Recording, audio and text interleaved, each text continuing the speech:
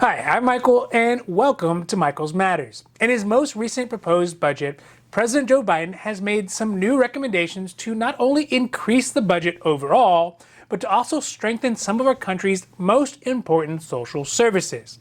The $6 trillion proposed budget is one of the largest proposed presidential budgets since World War II, and primarily focuses on things like infrastructure, education, healthcare, and many other core democratic priorities. This specifically includes things like electronic vehicle charging stations, affordable childcare, universal pre-kindergarten, and paid leave programs. But one of the most notable improvements from this budget as a whole is the additional funding for the Social Security Administration. This is because after years of its budget stagnating and its employees being poached by the private sector and frankly being unable to catch humiliating levels of fraud, under this new proposed budget, the SSA would be fortified with a big increase in its yearly spending, which is meant to help improve the agency as a whole and to better serve the public's needs. Additionally, some Social Security offices are now, after more than a year of closures, starting to allow very brief in-person appointments once again. And then lastly, a Massachusetts woman was convicted this week of defrauding the Social Security Administration of tens of thousands of dollars over the last few years with a stolen identity. So today we are doing our Social Security update to talk about Biden's proposed budget and how this infusion of cash could help the struggling agency, Social Security starting to slowly open up for specific needs, and a woman who was caught embezzling money from the Social Security Administration. Now, this is Michael's Matters. And before we get to it, if you like this information, if you find it interesting, if you find it helpful, please don't forget to like and subscribe. That way you can get updates when our newest and most informative videos become available. So let's start this Friday off with the updated version of President Joe Biden's proposed budget for 2022. That includes a big budget boost for funding in the Social Security Administration. Including in his budget proposal, among other things, is a 9.7% increase in the yearly operating budget for the Social Security Administration. The SSA, once again, is the agency that is responsible for handling things like monthly benefit payments to folks who are getting Social Security retirement, Social Security disability, survivor's benefits, and supplemental security income. That's SSI.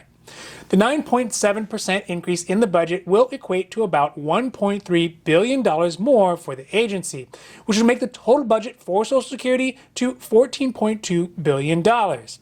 This additional money is going to be specifically targeted at developing some of the key pain points within the agency, primarily customer service, refilling positions that had been vacated during the pandemic, reducing the overall average call time down from 16 minutes down to 12 minutes, and beefing up the agency's anti-fraud investigation units.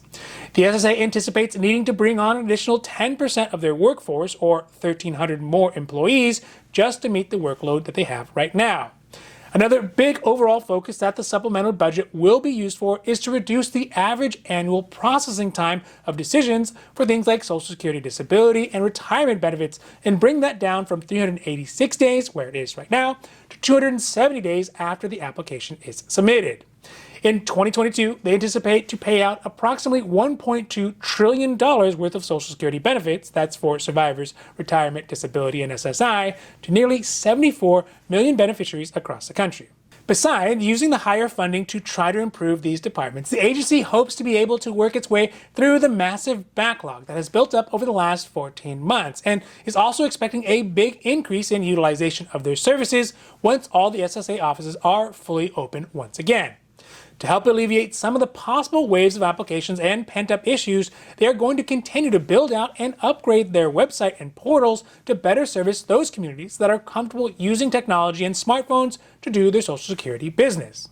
Now let's talk about the new announcement that was made by the Social Security Administration that they will start allowing some people to get appointments in person once again at their local Social Security offices. The announcement has been long awaited, especially after the SSA decided to close its doors to the public starting more than a year ago in March. These closures were especially damaging because of the fact that many of the folks who rely on Social Security often have less access to alternative ways of communicating with the agency, so things like via online or through a smartphone. Just in 2020, 65 million Americans had one of the types of Social Security benefits, and 88% of those beneficiaries are currently over the age of 65 years old. Now, that's not to say that older folks are not able to use the online services, but sometimes folks just feel more comfortable and secure doing things in person. But nevertheless, over the last year, these closures have really resulted in a huge cut in the number of people who have applied and been able to stay enrolled on the various Social Security benefit programs. A perfect example of this is that in November of 2020, the Social Security Administration saw around 100,000 less benefits being awarded than they did in 2019.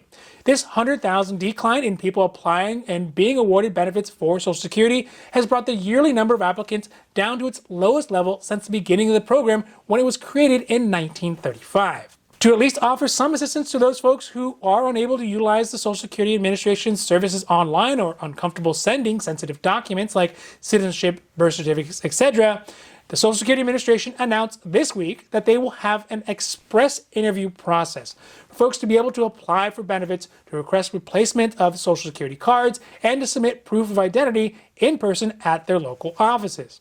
These express interviews are only meant to be between 5 and 7-minute appointments, just enough time for people to submit documents, applications, and handle some very basic Social Security questions. In order to be able to get one of these interviews, the Social Security Administration has said that a person must be 12 years or older, be applying for original Social Security cards, or need to update or correct information or make changes to names in the case of marriages, divorces, or changes in citizenship status. Although the agency is starting to loosen up these restrictions on visiting their in-person offices, there is still no estimated time frame before they will reopen their doors, and the announcement is still encouraging folks to use the online services or telephonic services for faster and easier handling of their issues. This also includes applying for things like Social Security benefits, disability benefits, or Medicare, which can still all be done online. Lastly, I want to talk about a Massachusetts woman, Matersa Jose, who is 53 years old from Malden, Massachusetts, and was convicted earlier this week of defrauding the Social Security Administration of $27,000 worth of benefits. She had done this by taking the information from deceased patrons of the bank that she worked at and used their bank account information to continue to receive their Social Security benefits. Starting in 2017, she used the information from a person who died in 2015 to receive a monthly benefit of roughly $2,000 a month until she was eventually caught by the Social Security Administration's Anti-Fraud Division. This week, she was finally convicted in court of embezzling the money, but was let off pretty easy, I think, by only being given time served plus 1 day in prison and 3 years of supervised release.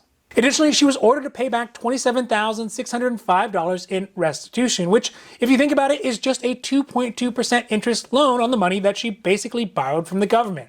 This is a perfect example of why the Social Security Administration needs the additional dollars to support their fraud units. I mean, think about it. This person is not a Wile E. Coyote criminal financial genius.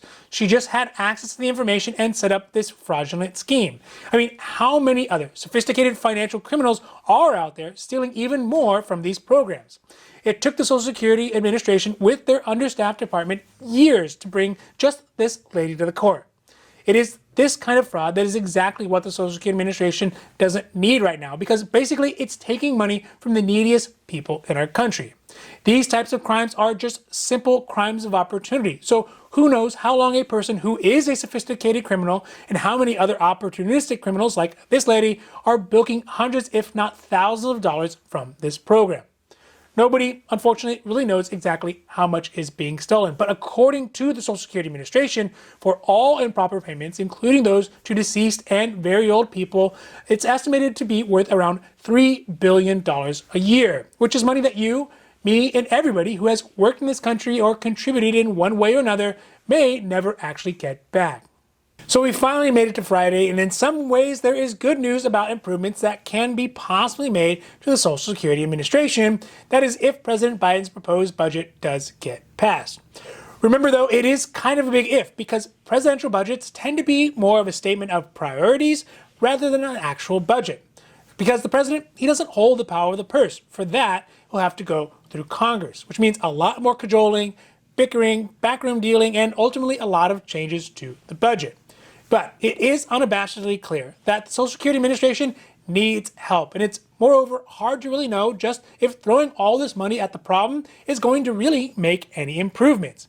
It seems like throwing money into these large agencies is just like trying to get to the speed of light. It doesn't matter exactly how much money or energy you put into them, because paradoxically, the bigger they get, the more well-funded they get, the massively more amount of money it takes just to get very small improvements.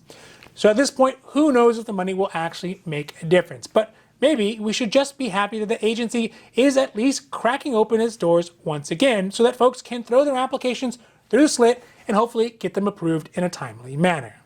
Now, this has been Michael's Matters, and I really want to thank you for making it all the way to the very end. And as a reward, I hope this heartwarming picture of a baby hippo will make your day. So with that, I'm Michael, wishing you a happy, healthy day.